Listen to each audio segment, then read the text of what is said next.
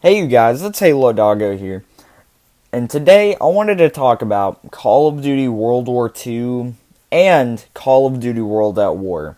So you might be thinking, Halo Doggo, Call of Duty World at War came out 10 years ago, so what could you have to say about that game? Well, I just want to say, it's better than Call of Duty World War II, without a doubt. And some people might be thinking, you're wrong. How could you say this? Call of Duty World War II is going back to the roots. It's a really good game, it's got great zombies, multiplayer campaign. But to me personally, World at War just does all of that better. Zombies, multiplayer, and campaign. So this video is going to be split into 3 different parts. I'm going to start off with the campaign, then I'm going to move over to zombies, and then finally multiplayer. And I'm doing multiplayer last because that's where I'm going to be talking about the most stuff. So anyways, let's get the video started.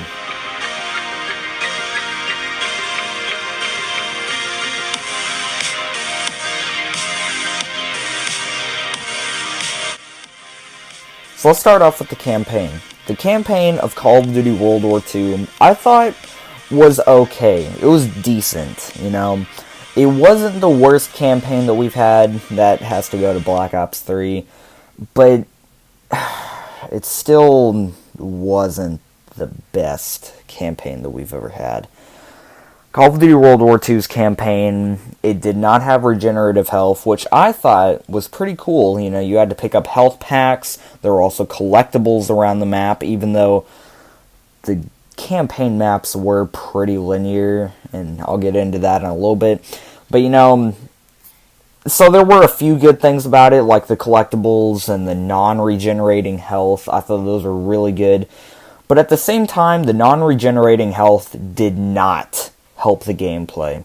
It actually slowed it down a bit to where, in older Call of Duties like World at War, you just regenerated your health. You got into cover, and then you would poke back out, boom.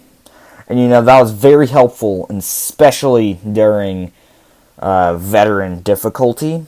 And without regenerating health during veteran difficulty, and especially on the very first mission when you're in D-Day, I cannot even tell you how many times I've died just at the D-Day part.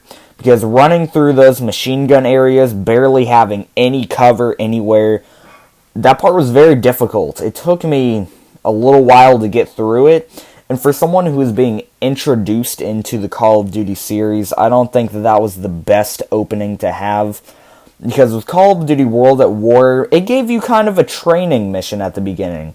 It had you in a Japanese camp, and then you escaped with Sergeant Roebuck, he wasn't Sergeant Sullivan and Corporal Roebuck, and basically you went through like this Japanese camp, all dark and everything, and it was a great opening sequence to the game. And D-Day is a great opening sequence as well, but the way the Call of Duty World War II did it was unsatisfying, I guess you could say. Because all you were doing was just running through a linear area. It wasn't a big area, it was just a linear path all the way to the end where the machine guns were, and that was about it, And it was very difficult, definitely on veteran difficulty, because that you could not regenerate your health there, and that you had no health packs until after the machine gun part on D-Day. It was not a good opening for Call of Duty World War II, and I think that there were also a couple of parts during the opening sequence that could have been better choreographed, like, the part where Zussman is, doing the knife thing with his hands, he should have cut his hand open at that point. But anyways, Call of Duty World War II, its campaign had a decent opening, I guess you could say.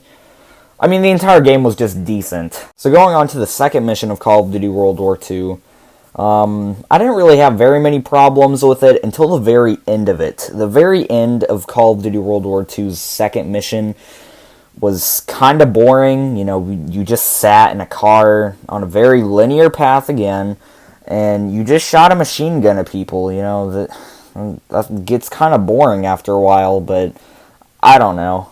And then the third mission is even worse, because that one includes this stupid train sequence where you're trying to chase after a train, and you literally get hit by the train. And what happens? You get hit by the train, but the Jeep does not explode at all. You just start going along the rails. I mean, how does that even happen? That is... they were trying to say that Call of Duty World War II would be very realistic. Are you kidding?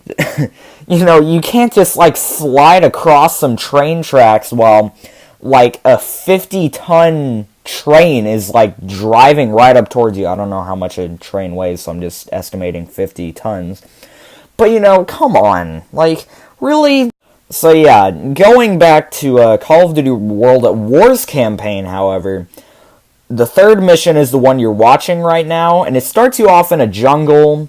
You don't really think about anything, really. You just think, what just happened in the last level? Because the last level, spoiler alert, I mean, it came out 10 years ago anyways, but Sergeant Sullivan died, just out of nowhere. And that none of those parts are very cinematic in Call of Duty World at War.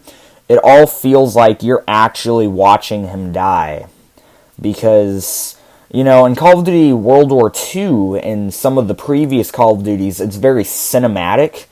It goes into, a third-person movie-type perspective instead of, that first-person perspective that Call of Duty 4 had and, Call of Duty World at War had. So it was very cinematic, and sometimes it was too cinematic for a Call of Duty game. I think that it really took away from the game as well.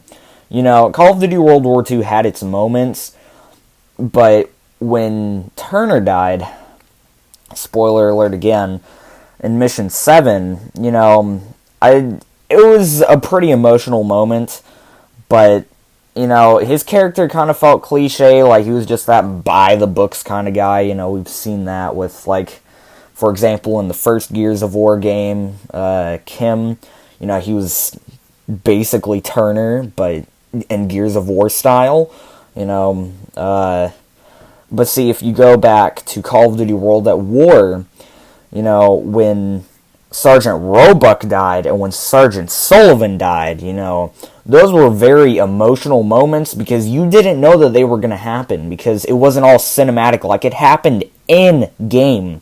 There would be an enemy or a sniper or something that just shoots them, or someone runs through a door with a bayonet on their gun and just boom, it's over. You're just thinking, what just happened? While in a cinematic area, while it's good for movies and video games, it just takes away from the game. That was also something bad about Halo 5, but this video isn't about Halo 5. So, and then if we go all the way to the endings of the games, I thought that Call of Duty World War II's ending was... I don't really have a word for it. It was just kind of boring, in a sense. It was kind of unsatisfying again, because you shoot just some random German that's holding Zussman hostage, and you just shoot him, and then it ends with, a big plot twist, we even cared about... What's even the main character's name? About the main character's brother, And it kind of makes the main character seem kind of crazy because he's writing to his dead brother Paul while the story goes on in Call of Duty World War II, and even has a flashback where he goes back home and his brother is there, even though his brother died years and years ago, which makes him insane almost. But if you look at Call of Duty World at War's campaign at the very end, first of all, you played as a Russian during the last level, which was something that Call of Duty World War II did not do. You only played as an American through that entire campaign. You did not play as a Russian, a French resistance person. You didn't fight as the British. You only fought as an American. It didn't go to those other theaters of people. You know, it only stuck to Germans and Americans, and, you know, the Americans also fought the Japanese, which was also the main threat on D-Day, not the Germans. And we can also see that World at War, where the Japanese are the ones who are attacking on D-Day, not the Germans. So, you know, it was not completely historically accurate. And going back to the endings, Call of Duty World War II's ending I already talked about, but Call of Duty World at War's ending, you know, you were fighting as a Russian, you were going up the big building with Reznov, and, you know, it was intense because you got shot at one point thinking, oh my god, I'm gonna die. And then Reznov is like, we must fight, my brother. I'm sorry, that was really bad, but, you know, you get up there with him, and then you, like, plant a flag, you know. And then, you know, it was actually really good. I really did like that ending, and I thought it was a lot of fun to play through as well. So, that's my thoughts on the campaign. So, next I'm going to be moving over to zombies, and I really don't have a lot to say about zombies because... you know, zombies and World at War, it's fun, you know, that's where zombies started, and I think that, World War II might win this battle just because of how much more advanced it is, but, Call of Duty World at War zombies, like, it just never got boring for me, you know. There was always something to do, you know, if you were just really bored and you wanted to play a Call of Duty game, you'd be like, hey, let's go on to zombies, because, you know, multiplayer is kind of bland now, and, you know, you can only play the campaign however many times in a Call of Duty game. So, you know, zombies was always just like a relaxing and fun thing for players to do. Like the very first map, Nach der Untoten, you know, that map is a classic. It was the very first zombie map to ever be released to the public.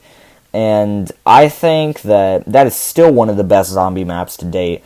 And they even enhanced it in Black Ops 3, which I still play Black Ops 3 Zombie Chronicles to this day. But, going back to World War II, going back to there, you know... The zombies are fun, I'll give it that, but it's just not the same as World at War zombies. Because, you know, they have the Blitz machines instead of, like, Juggernog and everything. And, they also have a whole bunch of other differences about it. You know, they still have Pack-a-Punch, but it doesn't really feel the same. Like, it's not the same as, like, the OG Pack-a-Punch or anything. And, you know, it was an upgrade... like for graphics and textures and features and stuff, but it was also at the same time kind of a downgrade from, you know, Call of Duty Black Ops 3 zombies. And, you know, Call of Duty Black Ops 3 zombies originated from World at War, so I can relate it back to that. And, you know, World War II, it had really good zombies, not gonna lie, but it just doesn't come into compare with World at War. I'm sorry, it just really doesn't. So, this is going to be part 1 of 2. So, thank you all for watching. Be sure to like and subscribe. I'll be posting part 2 of this tomorrow, or maybe even later today, I don't know. But, the next video is going to be all about multiplayer, and why I really don't like World War II's multiplayer compared to World at War's. So, I will see you guys in the next video.